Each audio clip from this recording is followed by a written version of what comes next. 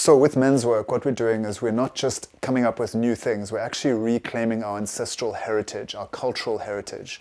All of our cultures across the world have always had ways in which men initiate younger men into a way of being adult men, mature men, responsible men. And that's what we are missing in this modern day and age. Maybe not all of us, but certainly I grew up lacking a clear rite of passage, a clear cultural initiation into something in which I was acknowledged and recognized by my peers as being a man, but not just being acknowledged as one, but also feeling deeply within myself that yes, I am a man. I'm able to manage my emotions. I'm able to behave and respond in the ways I want to behave. I believe in myself. I know what my priorities are. I know what my roles are. So that's a big, big piece. And that is what we're doing, is we're reclaiming a part of our own heritage.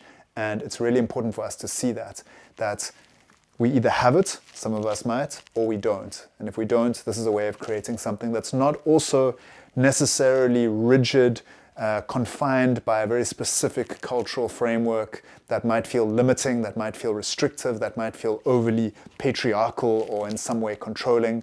This is saying, hey, we as men in a modern world of multiculturalism, of massive diversity, with all the new things that are going on in a way that none of our ancestors have ever experienced, we're saying we're reclaiming our heritage and we're building it in a way that is relevant to now, that allows us now to be empowered in this world in a way that makes sense to us, so that we can feel that brotherhood, that connection, that camaraderie with men from all different backgrounds, from diverse situations and contexts, and be able to navigate collectively as men who are united and are part of a global species, a global collective of humanity that is seeking presumably the same thing, which is healthy, happy, prosperity, safe living for our families, and enjoying life.